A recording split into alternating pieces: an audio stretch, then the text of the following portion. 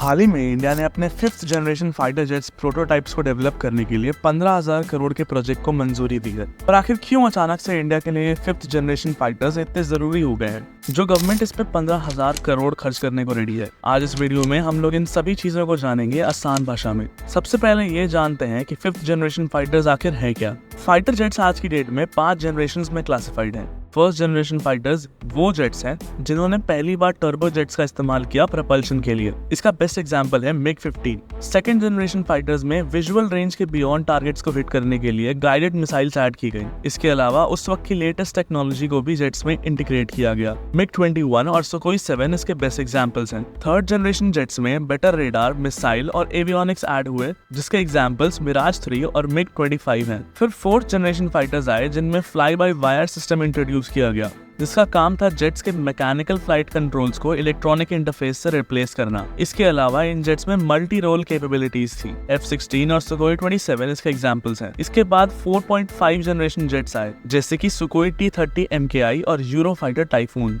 जिसमें improved avionics के साथ स्टेल्थ कैपेबिलिटीज भी थी, यानी कि इनको आसमान में ढूंढना काफी मुश्किल था। इसके बाद 5th जनरेशन फाइटर्स आए, और अगर बिजनेस इनसाइडर की डेफिनेशन को माने तो 5th जनरेशन एयरक्राफ्ट वो होते हैं जिनके पास स्टेल्थ कैपेबिलिटीज हो और वो सुपरसोनिक स्पीड से उड़ सके बिना अपने आफ्टर बर्नर्स का इस्तेमाल किए हुए। ऑल्दो 5th जनरेशन फाइटर सुनकर आपको ऐसा लगेगा, या फिर किसी भी लेमैन को ऐसा लगेगा कि ये शायद हाल फिलहाल में डेवलप किए गए होंगे, पर ऐसा नहीं है। यूएस एयरफोर्स 1980s से 5th जनरेशन फाइटर जेट्स बनाने में लग गई थी, जो उनके पुराने F-15 और F-16 जेट्स को रिप्लेस कर सके।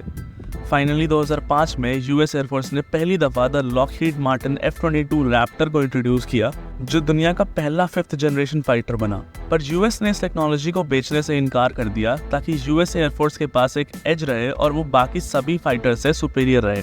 यूनाइटेड स्टेट्स के बाद चाइना दूसरा देश बना जिसने 5th जनरेशन एयरक्राफ्ट प्रोड्यूस किए। चाइनीज चेंगडू J-28 2017 में इंट्रोड्यूस किया गया, और फाइनली 2022 में रशिया ने Sukhoi Su-57 को इंट्रोड्यूस किया, जिसकी बदौलत रशिया भी इस लिस्ट का हिस्सा बना। इसके अलावा चाइना शिनयांग FC-31 नाम का एक और 5th जनरेशन एयरक्राफ्ट तैयार कर रहा है, और रशिया भी अपने दूसरे 5th generation aircraft Sukhoi Su-75 checkmate के डेवलपमेंट में लगा हुआ है। इन सब के अलावा टर्की भी अपने 5th जनरेशन एयरक्राफ्ट टाइकान को 2030 तक इंट्रोड्यूस करने की तैयारी में है। अब इंडियन एयरफोर्स के लिए 5th जन फाइटर्स एक्वायर करना पहले उतना जरूरी नहीं था, जब सिर्फ यूएस के पास यह टेक्नोलॉजी अवेलेबल थी।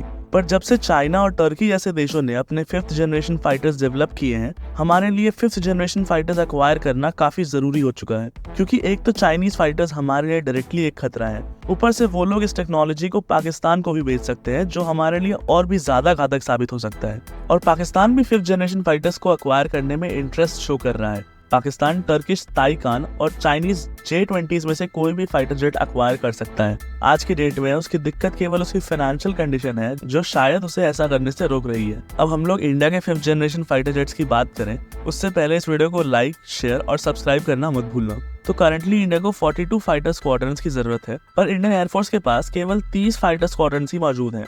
इनमें से भी MiG-21, MiG-29, जैगवार और मिराज 2000 के स्क्वाड्रंस अगले 10 सालों में फेज आउट हो जाएंगे, जिसकी वजह से ये नंबर्स और नीचे चल जाएंगे। इंडिया को इन स्क्वाड्रंस को रिप्लेस करने के लिए नए 4.5 और 5th जनरेशन फाइटर्स चाहिए होंगे। इंडिया के पास करंटली 32 हाल तेजस और 36 रफाल हैं, और 260 Sukhoi 30 MKI है, जो कि 4.5th जनरेशन फाइटर्स हैं। ये सारे फाइटर जेट्स मिलकर अप्रॉक्स 18 स्क्वाड्रंस बनाते हैं। इनके अलावा बाकी 12 स्क्वाड्रंस फेज आउट होने वाले हैं अगले 10 साल में। इस प्रॉब्लम को सॉल्व करने के लिए IAF ने 170 और हाल तेजस का ऑर्डर प्लेस किया हुआ है, और इसके साथ ही IAF खुद का एक 5th जनरेशन फाइटर जेट भी डेवलप कर रहा है। पहले इंडियन एयरफोर्स रशिया के साथ मिलकर एक 5th जनरेशन एयरक्राफ्ट डेवलप कर रही थी, बट फिर इंडिया ने उस प्रोजेक्ट से अपने आप को बाहर निकाल लिया है, और अब AMCA नामक एक प्रोजेक्ट के थ्रू इंडियन एयरफोर्स अपने खुद के 5th generation fighter jets develop कर रही है।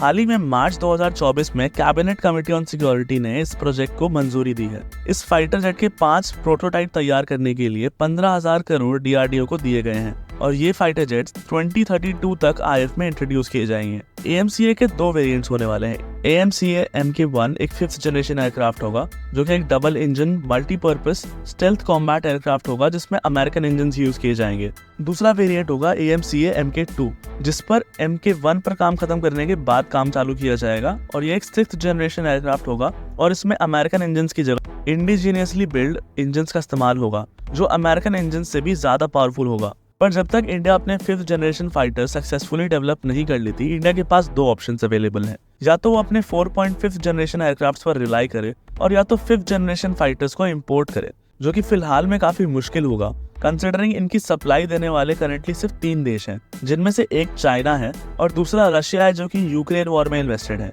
इनके अलावा यूएस ही इंडिया का एक लौता ऑप्शन बचता है 5th जनरेशन फाइटर्स को इंपोर्ट करने के लिए। तो गाइस आज के लिए सिर्फ इतना ही। उम्मीद है आपको ये वीडियो इन्फॉर्मेटिव लगी होगी और अगर हाँ तो सब्सक्राइब करें हिंदुस्तानी हिस्टोरियन को और लाइक करना मत भूलिएगा इस वीडियो को।